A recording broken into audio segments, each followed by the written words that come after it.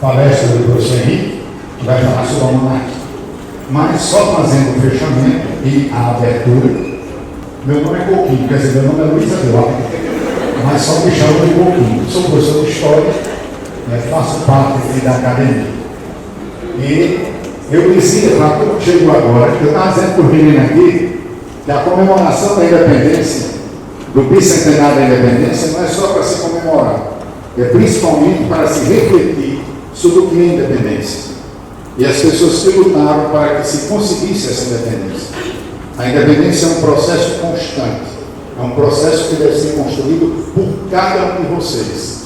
Não é um fato só daqueles que nos antecederam. Claro que todos tiveram a sua importância, tiveram os seus defeitos, os seus erros, os acertos, mas todos construíram esse ideal de independência, esse ideal de liberdade. E aqui a Academia Rio Grandense de Letras está fazendo uma série de conferências. A última será no dia 30 de setembro, às 7 da noite.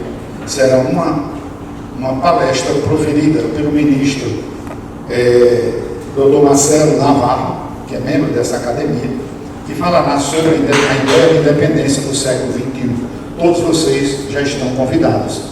No dia 30, às 7 da noite, às 19 horas, essa palestra que encerra a palestra do ministro Marcelo Navarro.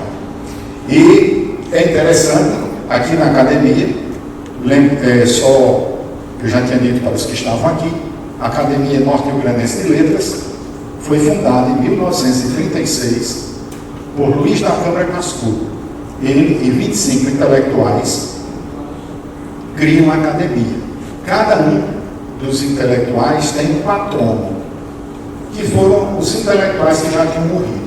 Quando vocês saírem aquela fileira todinha de fotografia, são os patronos, começando pelo padre Miguelino. Essas pessoas não pertenceram à academia. Quando a academia foi criada, aquilo ali tudo já tinha morrido, mas foram os escolhidos. E ali tem padre Miguelino, aí tem Alta de Souza, tem Padre João Maria, Lima Afonso, os grandes nomes da cultura do Rio Grande do Norte. O lema da academia é rumo à luz. Essa expressão em latim, mas que em português é ao caminho da luz, no rumo da luz.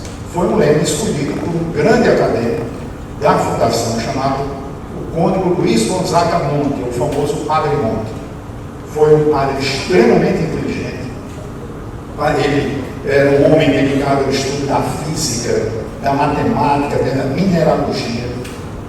Ele era, inclusive, professor de física do Ateneu. E Padre Monte foi um dos fundadores e criou esse lema. Os acadêmicos, eles têm um tipo de imortal. Por que essa história de imortal? É porque todo aquele que assume a cadeira tem a obrigação de relembrar os que lhe antecederam. Então, o que assume a cadeira, ele tem a obrigação de relembrar os que lhe antecederam. Eu dizia aqui para todo mundo que chegou agora, um episódio que ocorreu, que quando eu entrei na academia, aí me deram o estatuto da academia, dizendo que era imortal. Aí, lá tinha que eu tinha direito a um túmulo do cemitério do Alecrim. Isso é um negócio bonito, né? Ser imortal e ter direito a um túmulo. Eu já tinha contado isso aqui para os meninos. Mas, agora, o professor Henrique Luceno, historiador, pesquisador, ele vai falar para vocês sobre a monarquia no Brasil. É um assunto muito importante, não só para o conhecimento, mas principalmente para vocês que vão fazer Enem. É um assunto muito importante que se tem essa visão. E dizem os professores que trabalham para o Enem que é provavelmente um dos assuntos que vai cair esse ano devido ao bicentenário da independência. Quando tem um assunto que se fala muito, de história, geralmente aparece isso na época do vestibular, era certeza, e do Enem também. Então, o professor Henrique Luceno, professor mestre de história, ele é especialista no pintor Nilton Navarro. O professor Henrique é um dos maiores especialistas, se não o maior, do Rio Grande do Norte, na pintura de Nilton Navarro. Então, professor Henrique, tenha boa tarde.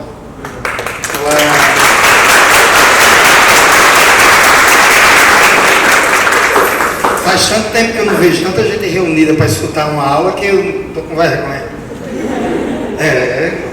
Muito bem, então, boa tarde, sejam muito bem-vindos, tá? Eu vou tratá-los como meus alunos normalmente, então com menos formalidades. Na minha formação na de Coquinho, a gente dava aula para 300, 400 alunos de uma vez. Em época de aulão, quase 5.000, e aí não cabia muitas formalidades, tá certo? Então o objetivo também não é ficar perturbando o juízo de vocês com uma série de informações, mas inclusive que seja bastante útil para quem for fazer Enem, para quem for fazer algum concurso público, e com um pouquinho, como eu não quero formalidade, eu vou já, tá bom? E com um pouquinho disse a probabilidade de termos esse tipo de assunto hoje na prova de humanas e na prova de linguagem do Enem é muito forte, ela é muito grande, até porque é algo que vai abranger de maneira geral, né, várias áreas do conhecimento, tá bom? A rigor, eu só falaria e vocês escutariam, mas entendam como aula, perguntem, conversem. Eu não tenho nenhuma pretensão de terminar necessariamente em 30 minutos, 40 minutos, meia hora, ou simplesmente dar um conteúdo que tenha sido programado. Então é mais uma conversa. Aí vocês fiquem à vontade, tá? Vamos lá. Primeira coisa. A gente não pode confundir a independência com a proclamação da República. No senso comum, as pessoas não conseguem, a rigor, fazer uma diferença entre aquilo que é a independência do Brasil e aquilo que é a proclamação da República. Nos países do continente americano, isso foi um evento só. No caso do Brasil, nós temos um momento que foi a independência, que fez uma coisa. Aí depois nós temos outro momento, que foi a proclamação da República, que fez outra coisa. São dois elementos diferentes, tá? Uma outra coisa para ser bem útil para o cotidiano da gente que está no ensino médio, no ensino básico. Fato é uma coisa, acontecimento é outra coisa. O fato é uma informação positiva. Tipo, eu estou aqui hoje falando para vocês. Isso é um fato. Quando é que isso se transforma num acontecimento historiográfico? Quando isso se transforma em um elemento sociológico, político? Quando ele impacta a sociedade, fazendo com que essa sociedade reveja determinados posicionamentos. Então a gente não pode confundir, por exemplo, já que a gente está conversando sobre questões políticas e ideológicas, que isso que a gente está fazendo hoje é uma ação dessa.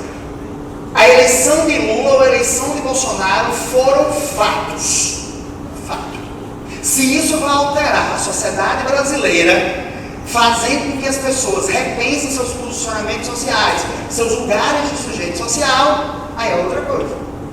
Então a gente tem que ter cuidado para a gente não misturar a ideia de fato com a ideia de acontecimento. E a independência do Brasil é um acontecimento.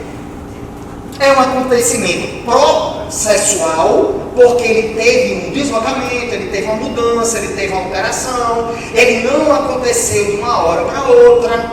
Essa questão da gente achar que Dom Pedro I chegou no grito do Ipiranga lá e disse que a gente estava independente, é um fato de uma marcação jurídica e política, porque ali nasceu o Estado Nacional Brasileiro. Ponto. Mas ele já vem de uma série de antecedentes que criaram uma disposição para o rompimento com Portugal. Outra coisa, tem que entender que isso é muito importante para a formação nossa, muito importante, que quando se fala normalmente da monarquia, quem está falando são uma série de ideólogos do início da República que vão caracterizar essa monarquia como algo negativo, feio, cômico, estranho. Isso é propositado. Não é aqui para ninguém sair entendendo que monarquia é melhor do que república. Mas é para vocês entenderem que a maior parte da concepção que nós temos da monarquia foram construídas por indivíduos antimonárquicos que vão narrar uma família real e indivíduos do ponto de vista pitoresco. É por isso que toda vez que a gente está falando, toda vez que a gente está assistindo uma coisa de documentário, Dom Pedro I fez a independência do Brasil tendo dor de barriga. Certo? Foi. E daí? Nunca pararam para perceber que essa ideia de comicidade. Existe um dos grandes escritores de conhecimento básico, por exemplo, o Laurentino Gomes. Se o pessoal da universidade me escutasse dizer isso, eu estava expulso das bases de pesquisa. Mas se um aluno meu que não gosta de ler, está aprendendo a querer ler, a conhecer alguma coisa, me pergunta por onde ele deve começar a ler história, eu diria Laurentino Gomes. Qual o problema?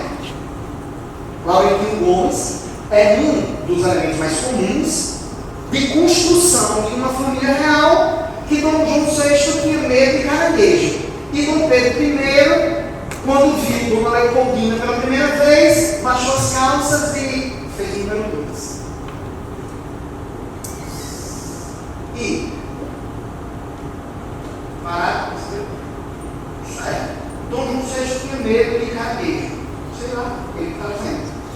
E se tiver, o que é que isso tem a ver com a abertura dos portos do Rio? O que é que isso tem a ver com a criação da Biblioteca Nacional?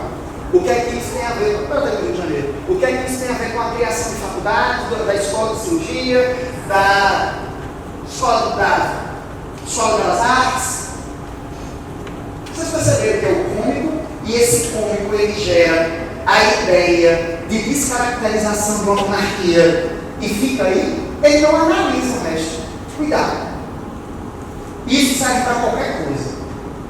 Todo discurso se elabora a partir de uma ideia de verdade. Essa ideia de verdade, inclusive é minha, que estou fazendo agora, é uma elaboração ideológica. Se ela é de direita, se ela é de esquerda, se ela não interessa. Ela é um elemento ideológico. Então é bom que vocês fiquem ligados. A farda de vocês é uma instituição ideológica. Padroniza vocês, faz unificação, constrói a identidade de vocês. Essas fardas que vocês estão usando não tem gênero. Eu não sei, pela camisa, se é dela ou se é dele. Sendo assim, é um elemento ideológico, compõe o corpo de vocês. O discurso falado também pode ser o vestido. Eu não estou de camisa de manga longa, eu não estou de calça, fino social, sei lá, nada disso, mas eu vim arrumado para ver. Aqui no prato do sujeito, olha que espaço, isso é uma caneta ideológica. Eu não vou para a praia assim, eu não vou caminhar no meio da rua assim, mas eu vim para cá assim, isso foi uma escolha minha, mas ao mesmo tempo foi uma imposição social. Por quê? Porque a minha roupa exigia um determinado funcionamento. É ideológico.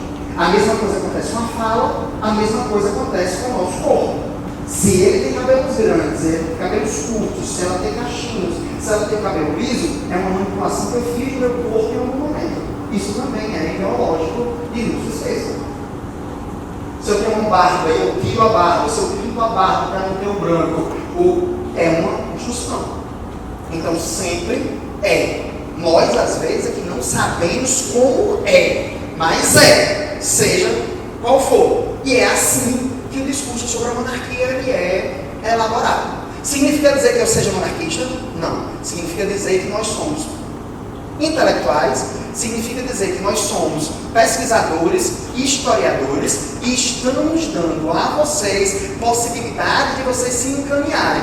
Dom Pedro I fazia a maior parte das coisas que ele fazia? Sim, mas você acha que George Washington dos Estados Unidos não fazia? Você acha que Napoleão não fazia? Que Vargas não fazia? Então, cuidado. Porque a monarquia que faz a nossa independência é ela que constitui a formação do Estado Nacional Brasileiro, rompendo com Portugal e criando um Estado que, independente de ser monarquia ou república, é um Estado brasileiro. Esse tipo de discurso, de você desmoralizar a monarquia, de você fazer uma análise superficial e radical sobre o Bonito do Ipiranga, aquela pintura que todo mundo vê nos livros didáticos, que Dom Pedro I está todo organizado, bonito, com a espada em riste, os cavaleiros todos do império, dos dragões imperiais, todos daquele jeito, com cavalos. Aí sempre tem alguém para chegar e dizer: mas Dom Pedro I estava em cima de uma rama de jumento, não era em cima de cavalo. Dom Pedro I, ele tinha um caso com a Marquesa de Santos, que vinha subindo a serra para poder chegar em São Paulo. Porque ele estava com jumento, não era cavalo. Mas você acha que Napoleão tinha 1,80 m, quando ele tinha 1,60 m?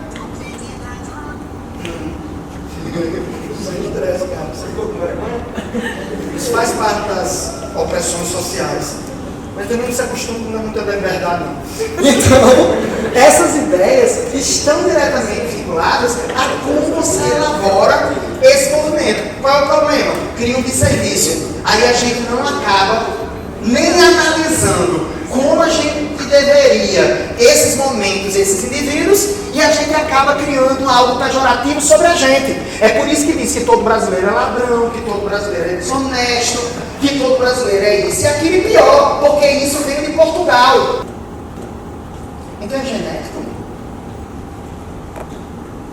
Então os portugueses, um dos maiores impérios da história moderna, ele é feito apenas de pessoas desonestas, incompetentes, corruptas, e pior, a gente herdou isso?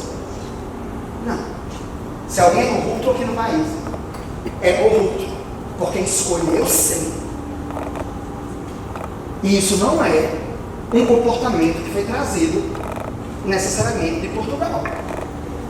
Não significa dizer que não existam portugueses corruptos. Não significa dizer que não existam portugueses incompetentes. A independência do Brasil criou um Estado, mas não criou uma nação do ponto de vista sociológico. O que significa dizer isso?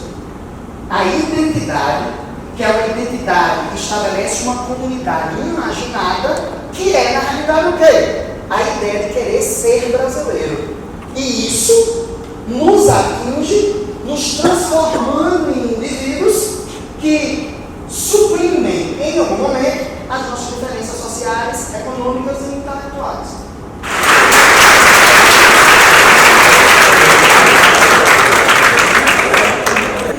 Em nome da Academia Norte-Rio-Grandense de Letras, agradecer às escolas aqui presentes, aos professores e diretores aqui presentes, que estou sem saber nominá-los, mas se sintam homenageados.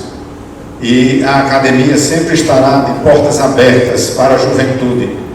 Vocês, muitos de vocês aqui futuramente, estarão na Galeria dos Imortais. Então, a todos vocês, a gente agradece aos diretores. Na próxima quarta-feira teremos outra palestra sobre as mulheres no processo de independência do Rio Grande do Norte, ou independência do Brasil. E a secretária-geral da academia. Obrigada, gente. Olha, é muito importante tê-los aqui, né? E uma coisa que eu queria dizer que muito me faz feliz é saber que os alunos aqui do Colégio Augusto Severo, aqui do lado, também estão presentes aqui nessa tarde, e dizer a importância de que é Augusto Severo. Augusto Severo, vocês devem ter estudado, ele é patrono de lá, da escola de vocês, como é patrono também aqui de uma cadeira, aqui na cadeira número 18, aqui na academia. E é bom lembrar que Augusto Severo, ele completou agora 120 anos da morte dele. E nós estamos fazendo uma comemoração durante esse ano sobre ele, sobre a vida dele. Eu e a professora Isaura, nós estamos escrevendo um livro sobre ele e vamos convidá-los, para vocês virem para o lançamento, onde a gente conta a história e a importância de Augusto Severo, não só para o Rio Grande do Norte, que ele nasceu em Macaíba, mas porque para o Brasil e para o mundo. porque ele foi pioneiro, ele foi um mártir da aviação. Foi o primeiro a dirigir um balão, né? Então, a história dele é muito bonita, muito importante, e nós vamos, nesse livro, fazer essa trajetória desde o nascimento dele até a morte dele. Tá? Então, muito obrigada por essa tarde. Ela se tornou muito especial por vocês estarem aqui com a gente. Temos até os seminaristas também que estão aqui, jovens seminaristas, né? E então, um abraço a todos vocês e muito obrigada.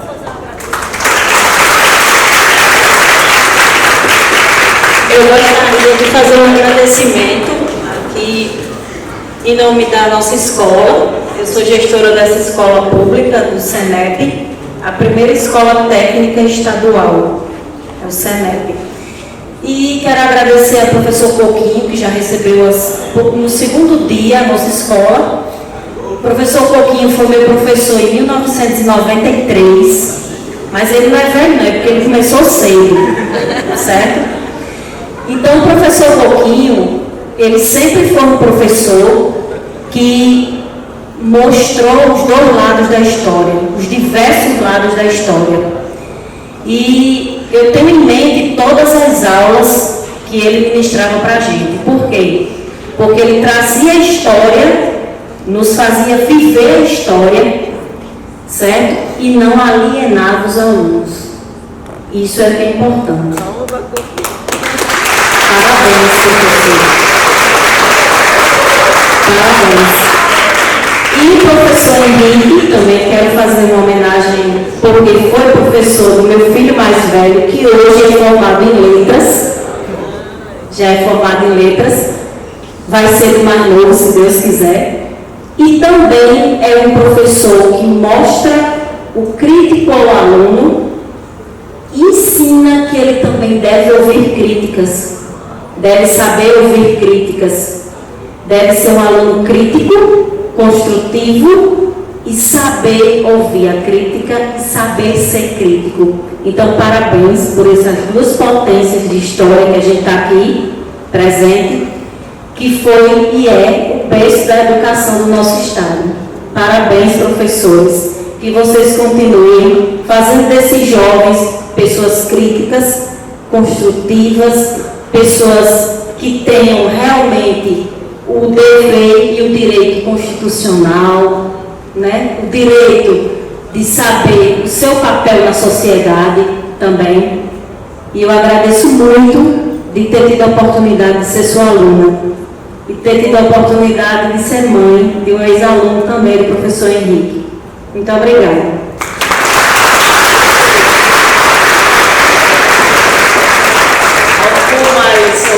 Essa reunião já teve uns 4 finais, né, gente?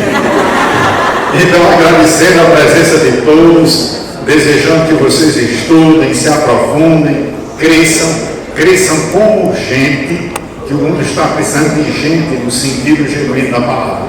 Tudo de bom para vocês e muito obrigado.